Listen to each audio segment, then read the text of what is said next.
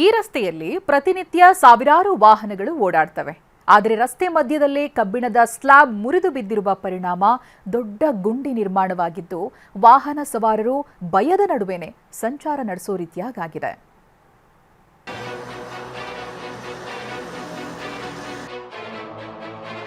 ಮುಖ್ಯ ರಸ್ತೆಯಲ್ಲೇ ಬಾಯಿ ತೆರೆದು ನಿಂತ ಡ್ರೈನೇಜ್ ಸ್ಲ್ಯಾಬ್ಗಳು.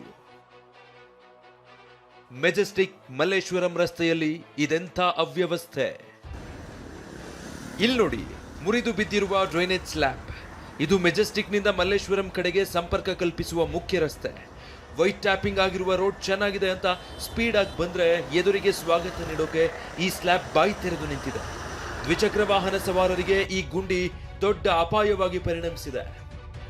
ಮುಖ್ಯ ರಸ್ತೆಯಲ್ಲೇ ಈ ರೀತಿಯಾದಂತಹ ಒಂದು ಸ್ಲ್ಯಾಬ್ಗಳು ಎಲ್ಲವೂ ಕೂಡ ಬೆಂಡ್ ಆಗಿರ್ತಕ್ಕಂಥದ್ದು. ಅಂದರೆ ಪ್ರತಿದಿನ ಇಲ್ಲಿ ಸಾವಿರಾರು ಸಂಖ್ಯೆಯಲ್ಲಿ ವಾಹನಗಳಲ್ಲಿ ಓಡಾಡುವಂತಹ ಸಂದರ್ಭದಲ್ಲಿ ಒಂದು ಟ್ರಾಫಿಕ್ ಸಮಸ್ಯೆ ಉಂಟಾದ ಸಂದರ್ಭದಲ್ಲಿ ಎಲ್ಲ ವಾಹನಗಳು ಈ ರೀತಿಯಾದಂತಹ ಒಂದು ಕಟ್ ಆಗಿರುವ ಸ್ಲ್ಯಾಬ್ಗಳ ಮೇಲೇನೆ ಹೋಗುವಂತಹ ಪರಿಸ್ಥಿತಿ ನೋಡ್ಬೋದು, ಗಮನಿಸಬಹುದು. ಅಂದರೆ ಇಷ್ಟು ದೊಡ್ಡದಾದಂತಹ ಒಂದು ರಾಡ್ ಇದ್ರೂ ಕೂಡ ಇಲ್ಲಿ ಕಟ್ ಆಗಿದೆ, ಎಲ್ಲವೂ ಕೂಡ ಇಲ್ಲಿ ಬೆಂಡ್ ಆಗಿರ್ತಕ್ಕಂಥದ್ದು ಕೂಡ ಕಂಡು ಬರ್ತಾ ಇದೆ.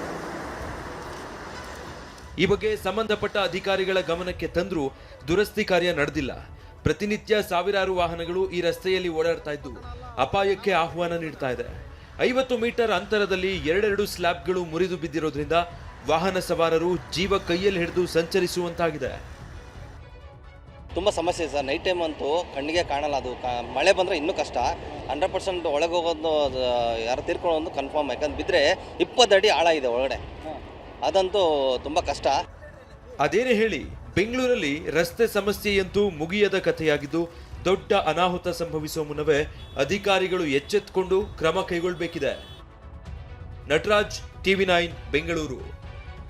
ಈಗ ಬೆಂಗಳೂರಿನ ಇತರೆ ಸುದ್ದಿಗಳನ್ನ ಫಟಾಫಟ್ ಅಂತ ನೋಡೋಣ ಜಸ್ಟ್ 5 ನಲ್ಲಿ.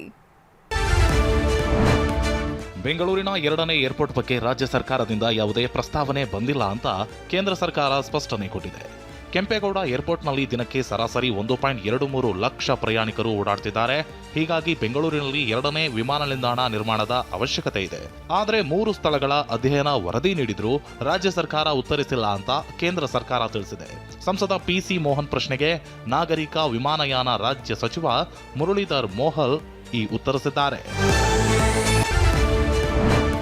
TV9ನಲ್ಲಿ ವಿಸ್ತೃತ ವರದಿ ಪ್ರಸಾರವಾದ ಬೆನ್ನಲ್ಲೇ ಶಿಥಿಲಾವಸ್ಥೆಗೊಂಡಿದ್ದ ಓವರ್ ಹೆಡ್ ವಾಟರ್ ಟ್ಯಾಂಕ್ ಅನ್ನು ತೆರವು ಮಾಡಲಾಗ್ತಿದೆ.